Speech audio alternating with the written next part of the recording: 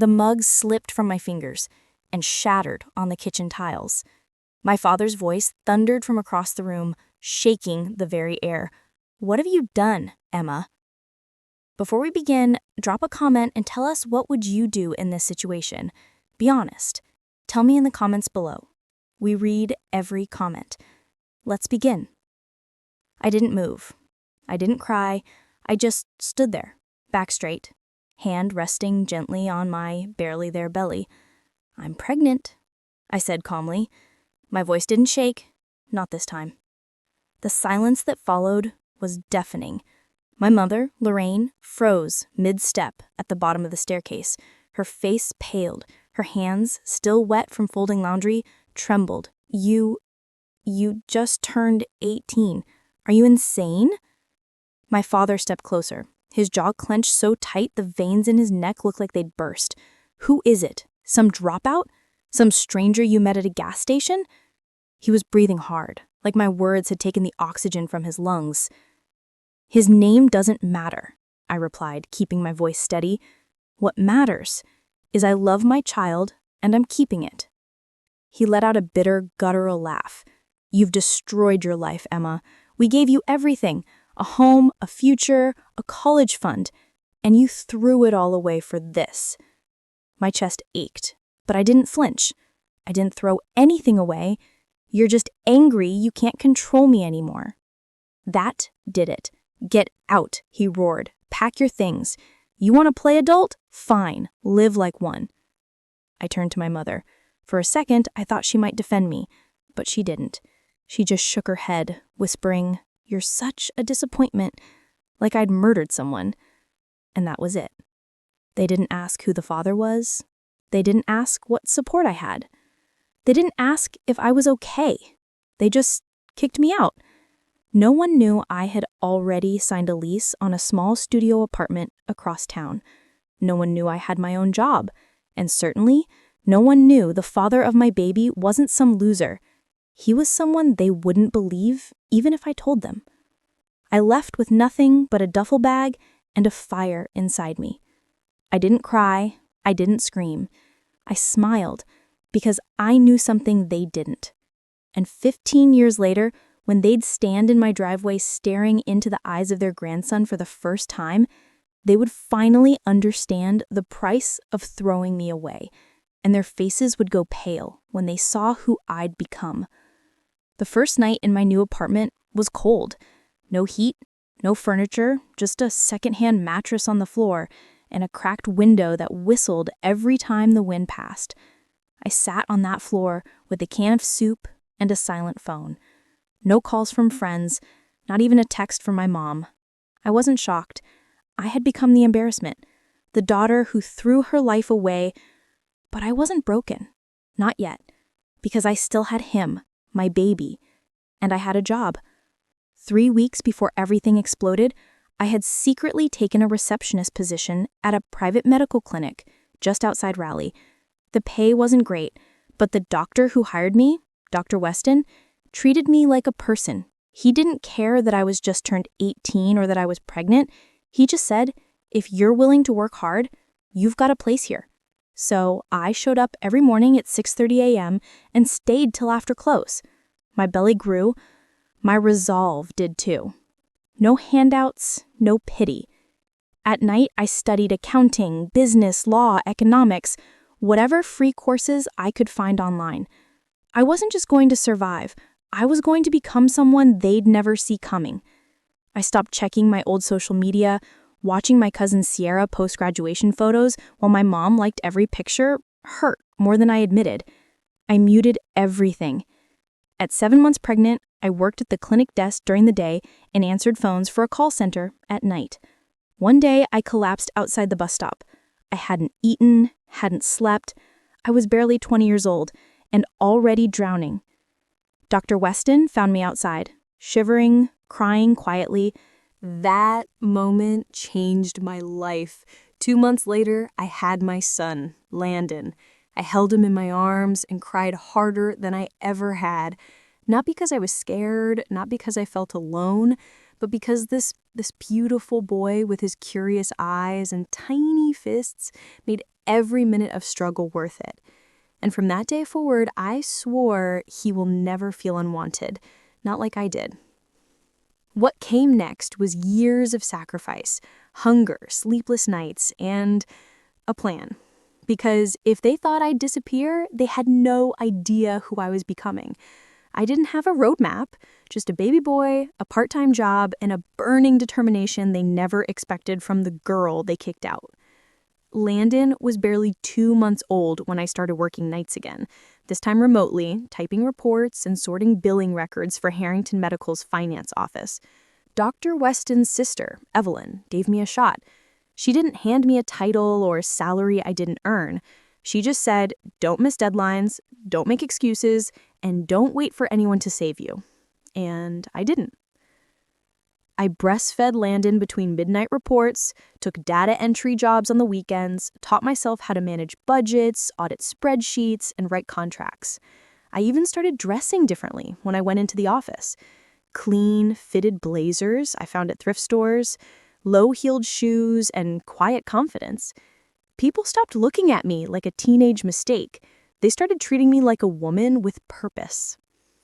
By the time Landon turned 2, I had moved us into a small townhouse near the edge of Chapel Hill.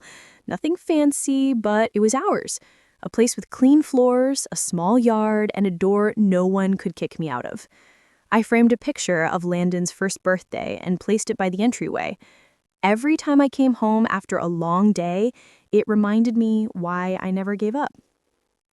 Meanwhile, my parents, silence. No calls, no letters, no attempt to find out if I was alive. But I knew through other channels, through gossip and holiday newsletters my aunt would email without thinking, that their lives went on as if I never existed. My younger cousin got into Duke. My brother married a corporate lawyer, and every post, every family gathering looked polished and proud. No one mentioned me. I was the closed chapter. Until one day, the chapter reopened itself. I was 26, sitting in a meeting with Evelyn and 2 executives from Harrington's regional division, when she slid a folder across the table. "We're launching a new division," she said. "You've been working in the shadows long enough, Emma. It's time you took charge." I blinked. Took charge? How? She smiled. "You're being promoted. Head of operations. Starting salary, $138,000, full benefits. You'll lead a team of 12. And yes, Landon can stay at the in-office daycare." I covered my mouth and stared down at the offer. I couldn't speak. "You've earned every cent of this," she said, leaning in. "And before you even think of saying no, don't. We need someone like you, and so does Landon." The moment I walked out of that office, I called Landon's school, told them I'd be picking him up early, and drove straight there. He was 8 now, wild brown pearls, sharp green eyes, and the same smile that used to keep me going through graveyard shifts. "Where are we going?" he asked, buckling his seatbelt. "Home," I said, smiling. "Our new home." That night, I signed a lease for a property in the historic district. 3 bedrooms, high ceilings, a garden in the back. I paid in full, no mortgage. But I wasn't finished yet, because there was one part of my story I hadn't written yet. I had kept Landon's father a secret from everyone, even Landon. But not because he was dangerous or shameful, because he had trusted me with privacy. You see, the man I had fallen in love with all those years ago wasn't some teenage fling. He was a first-year med resident from Johns Hopkins doing rotations at the clinic where I worked. We met once, shared something real, but his family disapproved of me. Poor, young, alone. He moved to Boston 2 weeks later, and when I told him I was pregnant, he offered money. I said no, and never called again, because now 15 years had passed since my parents threw me out, and suddenly last fall, a letter arrived at my office front desk. It was from them. My mother's handwriting, shaky, almost unreadable. "Emma, your cousin told us you live nearby. We didn't know how to reach you. We would like to see you and meet your son. Please, if you're willing to talk." I sat in my office chair for almost an hour, just staring at that envelope. I didn't cry. I didn't rage. I just felt something cold. Not because they were reaching out, but because they had no idea what they were about to walk into. And when I invited them to my home the following Saturday, I didn't warn them. I didn't tell them what I did for a living. I didn't mention the house or Landon's perfect manners or the life I built with the very hands they said were only meant for failure because I wanted them to see it, to walk through the very same door they slammed in my face and go pale with regret. I heard their car pull up 10 minutes early. Of course, they were early. My father, Daniel Carter, was the kind of man who liked to control every moment of his own narrative, the kind who wanted to arrive rather than be received. And now, 15 years later, he was standing on my porch with my mother beside him, both dressed like they were visiting a country club, not the daughter they disowned. I saw them through the tall window beside the door. My mother clutched her purse tight, her eyes scanning the garden, the porch swing, the polished brick steps.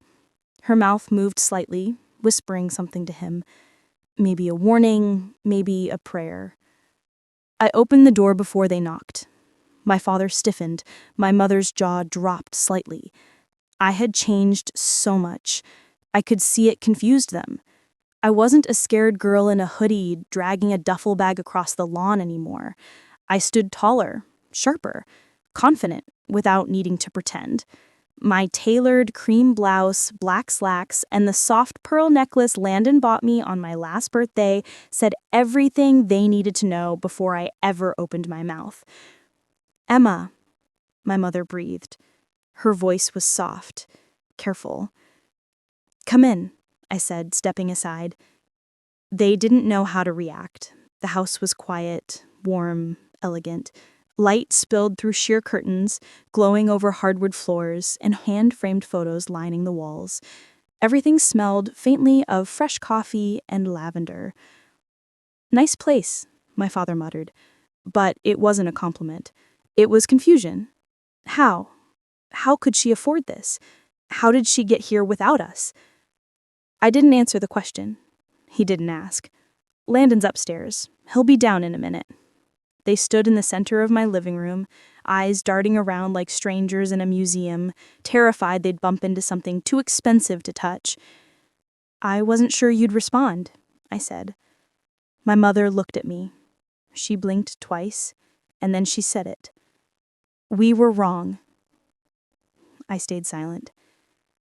"We thought we were protecting you. We thought if we were hard, you'd change. We didn't know you'd actually leave." "That was the point," I said quietly. There was no venom in my voice, no sarcasm, just truth. My father shifted uncomfortably, crossing his arms. "You were just a kid. You had no plan." "I had a child," I interrupted, "and a job, and a spine." He looked away. The silence between us stretched thick with 15 years of everything unsaid, and then footsteps on the stairs. Landon appeared, dressed in his pressed navy blue sweater and jeans, his hair combed, his expression calm and curious. He was tall for his age, broad-shouldered, kind-eyed. He looked like someone you'd trust. He looked like someone who had been loved deeply, fully, and without condition. "Landon," I said, "these are your grandparents." He blinked, then walked down the last step and stood beside me. "Hi," he said simply. My mother's hand went to her mouth. Daniel took half a step forward, his lips parting. But what hit them was— And then, before they could say anything, Landon pulled another frame from the cabinet and held it out. It was me, standing behind a podium with the Harrington Medical logo surrounded by a board of directors. "Mom's the head of operations," Landon said with a small smile. "She runs everything." That's when it happened. My father's face dropped visibly, audibly, like the air had been punched out of his lungs. He stumbled back a half step, his hand gripping the back of the couch. "You," he whispered, "you built all this?" I looked at him. My voice was calm. But beneath it was every sleepless night, every insult, every lonely birthday, every moment they thought I wouldn't make it. No, I said. I built myself. The room was so quiet you could hear the wind brush against the windows. My father hadn't sat down. He couldn't. His legs looked too weak to hold the weight of what he was seeing. My mother, still clutching the photo of Landon and his father, slowly lowered herself onto the edge of the couch. Her lips parted like she wanted to speak, but nothing came out. Landon stood calmly beside me, folding his hands like the polite, well-raised young man he was. He didn't look confused. He didn't look scared. He looked like he knew he had always known that the two people standing in his mother's living room had chosen to be strangers in his life. And now they were standing in a house they didn't build, looking at a boy they didn't raise and a woman they had tried to erase. My father finally cleared his throat. I didn't know you were in contact with him. With the boy's father. I wasn't. Not for a long time. He wanted to be there, but I told him no. I wanted Landon to grow up knowing stability, security, no broken promises. When Landon turned 10, I let them meet, slowly, on my terms. My mother spoke then, her voice trembling. He's beautiful, Emma. Thank you, I said quietly. She looked at me with tears in her eyes. We made a mistake. I didn't respond because the words were too late. My father suddenly snapped, his voice rising not with anger but desperation. You could have called. You could have come back. We would have helped. No, you wouldn't have, I cut in sharply. You told me to leave. You didn't ask if I had a plan. You didn't even ask if I was safe. You assumed the worst and made sure I knew I wasn't wanted. My voice cracked. Then the years caught up to me, not in weakness, but in finality. You kicked out your daughter on the worst day of her life, and now you want to sit on the couch she bought and pretend none of it happened. My mother started to cry. I'm sorry, she whispered. I'm sorry for everything.